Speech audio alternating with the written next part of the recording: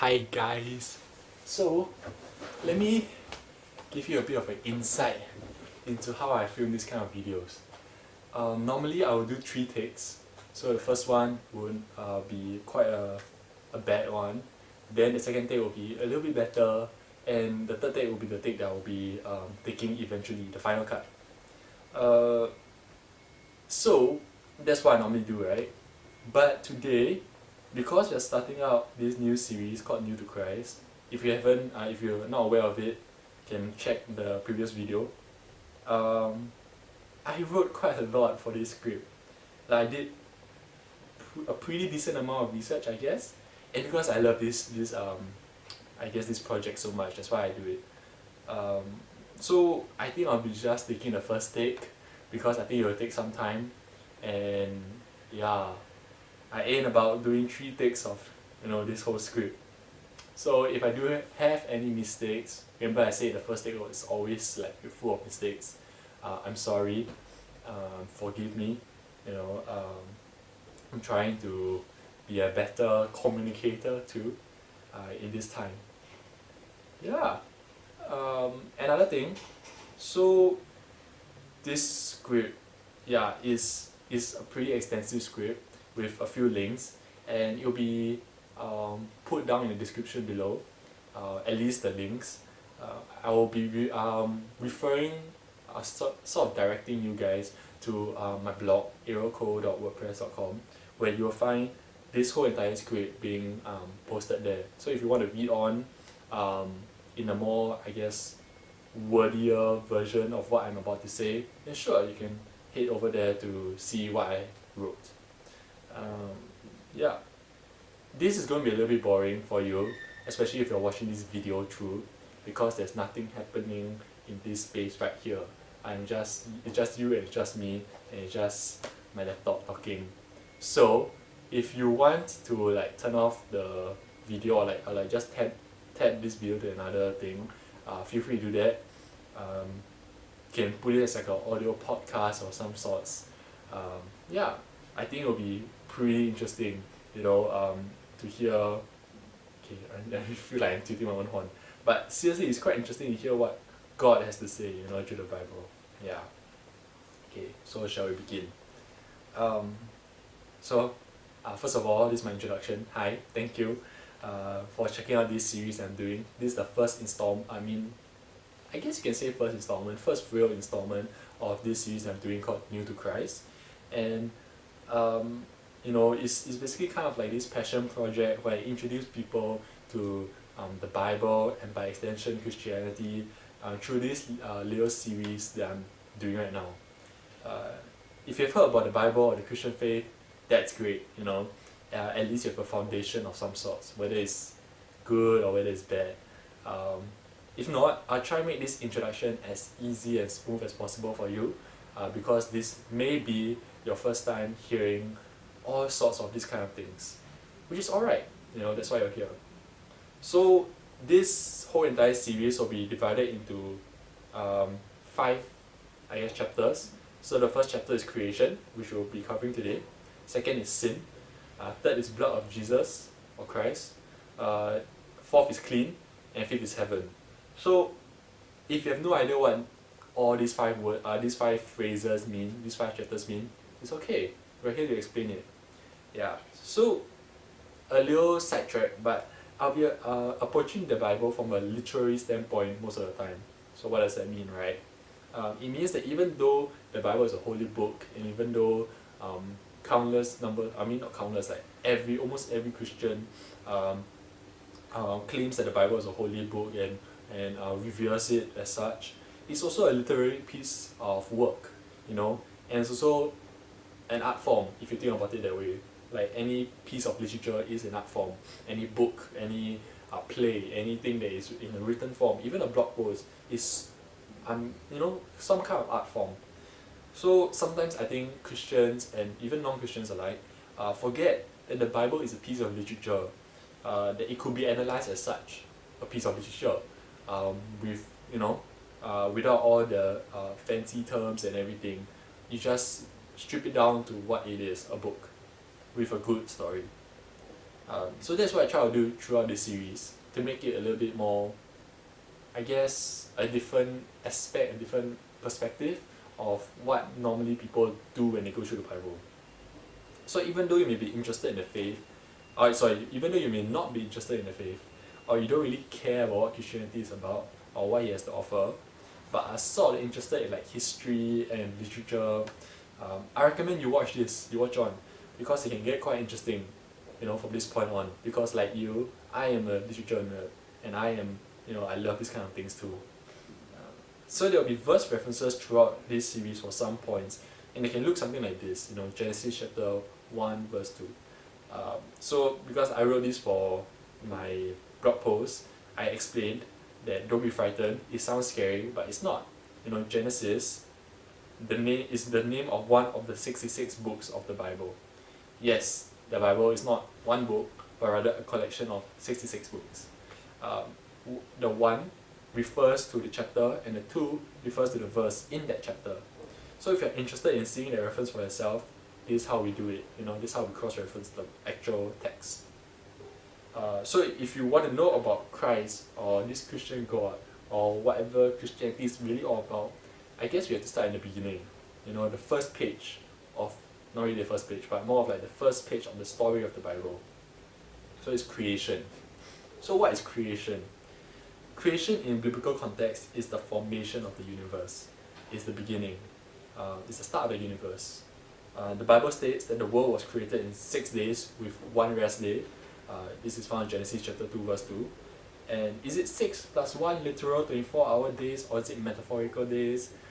Honestly, I don't really know. But in my personal opinion, it doesn't matter. It really does not matter. Just accept the fact that the Bible mentions 7 days, because it does not affect the faith in any way if you know whether it's a literal day or it's a metaphorical day. So here's the order of creation.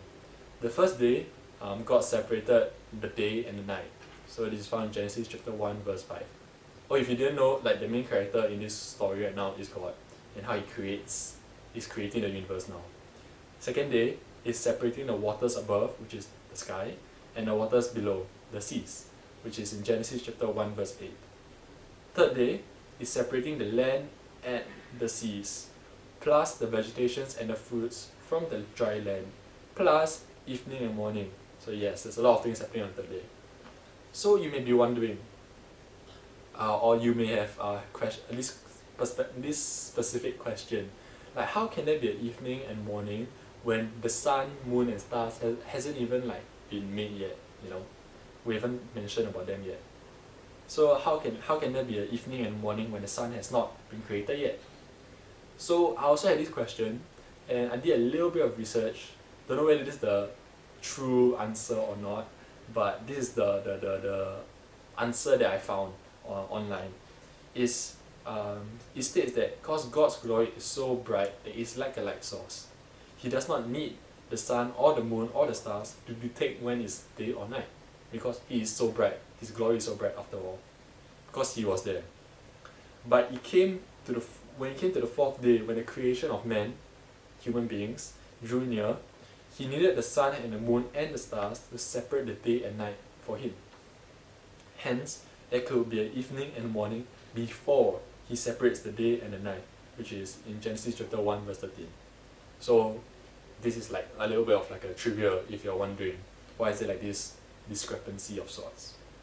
So the fourth day, He separated the day and the night, like I said, Genesis chapter 1 verse 19.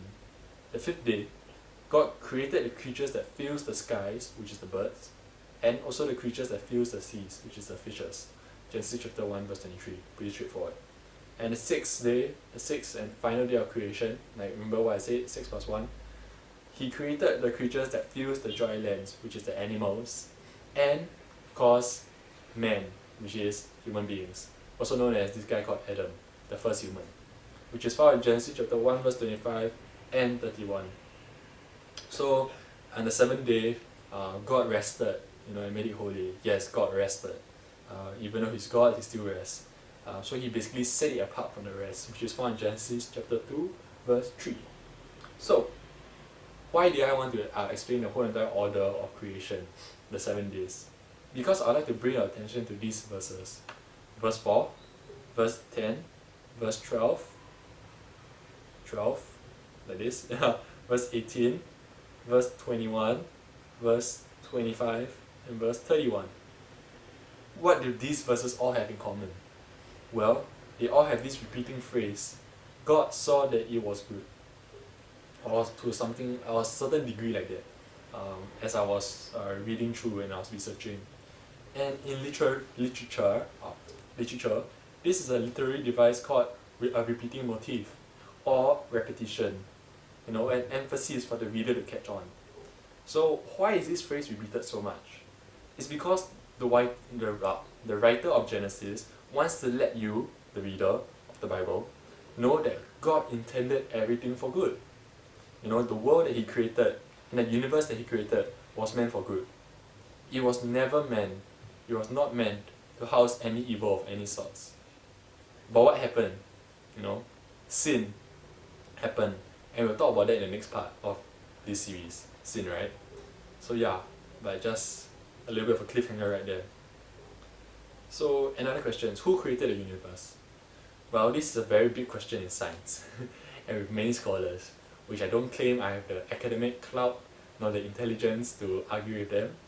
But in the Christian worldview at least, we believe that God created the universe. It's found in Genesis chapter 1 verse 1, literally the first verse of the whole entire Bible. In the beginning, God created the heavens and the earth. Genesis chapter 1 verse 1. So next, why talk about creation? Well, God's creation is the beginning. It's what God intended in the first place. God intended to work alongside His creation, more particularly man, to work the grounds and to keep it. This is found in Genesis chapter 2 verse 15. Creation is important because maybe some of you might already know the 66 books of the Bible culminate in a redemptive story arc of how God will send Jesus to save mankind because of what we did. In the next part you will know. So creation, if you know like the story arc, is the beginning in the story arc before the inciting incident happens, which is sin, which we'll talk about in the next part. So from another perspective that I like to talk about, or that I found at least, there is this elephant in the room for a lot of people in the world. At least in my opinion, it's the idea of creation care. So environmental sustainability, yeah, it sounds like a chore, to be honest, and it can sound quite preachy and quite, why must we do it at times? But in a world that is facing a global warming, deforestation, and all these kinds of environmental problems, not to mention COVID-19, the worldwide pandemic virus that's happening, is the duty, I believe, of every human, and especially the Christian who believes the Bible wholeheartedly and has learned what God has intended for the world in the 7 days of creation. In the first place, to take steps to protect the resources that God has given us. So in Christianese terms, Christianese basically means some terms that are used that are more by Christians than others. And other times that same word can take a whole different meaning altogether in the Christian context. So it's called Christianese. It's those words that you hear people say all the time, Christians say all the time, and it's very like, what are you saying? Yeah. So we're going to introduce one Christianese term to you right now. It's called steward. So stewardship or steward basically means to take care of, uphold, or hold accountable to. So there's this very famous parable by Jesus in Matthew chapter 25 verse 14 to 30. This is a side reading that you can read, where God, or Jesus, addresses the idea of stewardship to the crowds. And it's a pretty interesting story, You should go read it if you're unsure what stewardship is like or what it looks like. But I believe we need to steward the resources that's given to us to manage, which is a I won't say command, it's like what God wanted humans to do in Genesis chapter 2 verse 15, to keep the grounds and to work the grounds and to keep it. Yeah. So next, when was the universe created? What a big question, huh? Honestly, I really don't know. and I don't claim to know the exact date or the year of the universe, or the earth for the matter, was created. It's a question that I've left for science to debate about, and for people that are more smarter than me to find out. But for me, and maybe for you right now, our chief concern shouldn't be about the date that the universe was created, but rather the date that I start learning about this God, this Christian God, seriously. Why? Because if what the Bible says is true, then God should mean the world to me, and how to please Him and what He is like. That should be my chief concern. It doesn't matter what date the universe was created in, or where it was created. It doesn't affect the faith in any way, the Christian faith in any way. But if you're interested, there's a link that I'm leaving down below, where there's like people where, Christian scholars and discuss about young earth theories and all that kind of stuff if you're interested. But let me tell you first that it doesn't affect the Christian faith in any way. If you know, is it 7 literal days or is it 7 metaphorical days? Is it, did God create the earth thousands of years ago or millions of years ago? That kind of thing. That's why, even though for some people it may feel very important, yes, I agree, but honestly, it doesn't affect the faith in any way. My honest opinion, my honest 2 cents on this topic. Next question is, where was the universe created? Another great question for the I don't know response. You may be wondering why. I leave these questions in if I don't have the answers to them. Well, 2 reasons. Firstly, is to show you that even though, I had studied the Bible, not extensively, not on a scholarship level, like in Sunday school, then youth church, then now adult service, etc., etc., and learnt it all my life, quite literally, from schools, because I was from a Christian school, from church, from CCA even, I was from Boys Brigade, where they talk about Christian education. I still don't have the answers to everything.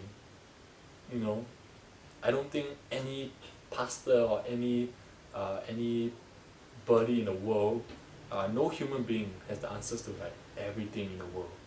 I believe that's something that you can, I can safely say. There's no way a mortal human being, which is a finite being by the way, could understand the infinite God.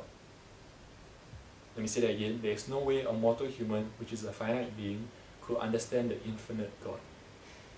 Secondly, if you may have these questions too, and think it's the end all be all when it comes to Christianity or when it comes to the faith, you may, I'm saying may, being very sensitive to this, be approaching the Christian God from the wrong angle, especially if you want to know more about Him and understand this faith more seriously, at the academic level or at the spiritual level. So when I was younger, like when I was a kid too, I had all these questions. Where was the universe created? Was it literal 7 days? When was the universe created? How does God exist? How does God not end? That kind of questions. But after a while, I realized that this God was never fully meant to be understood by us, mortal human beings. He's meant to fully understand us. All our emotions, all our fears, all our regrets, all our joys, every complex emotion of ours, not the other way around. So let me repeat this again. He's meant to fully understand us, not we meant to fully understand Him. Yeah. So even though it's cool to have all these answers to these questions, it will be even cooler, to learn my place and partnership with this God in this universe that He has created. Yeah. I know it's frustrating, to know that some things aren't meant to be fully understood. And this sounds like God and every Christian, including myself, trying to cop out of the hard questions. But personally, I found it faster that I learned that God cannot be fully understood. The faster I learned to accept and appreciate this, and learn to accept that fact, the faster it is that I can appreciate this mortal body that He has given me and this life that He has given me.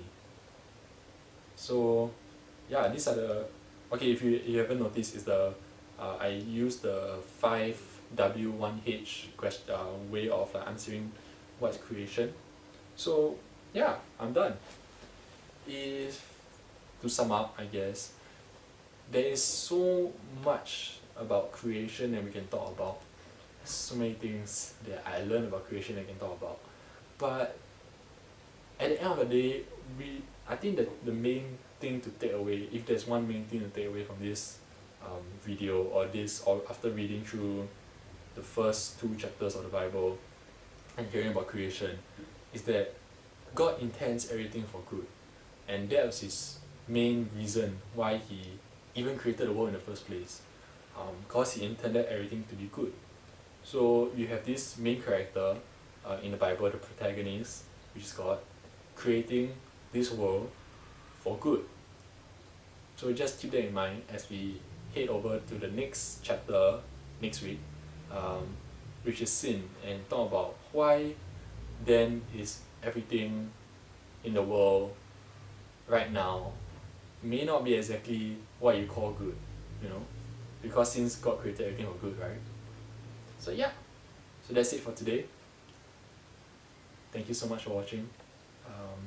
If you have anything to ask or anything, you can leave it in the comments down below. But I had a lot of fun doing this topic, and I think I will be expanding it after this series more and more. So hope you guys like it. Yeah, and I hope that you guys will do something about it, I guess, like go further on with this knowledge and this quest of knowing who God is. So yeah, thank you for watching, and I'll see you next week. Bye. Oops, bye. See you. Bye.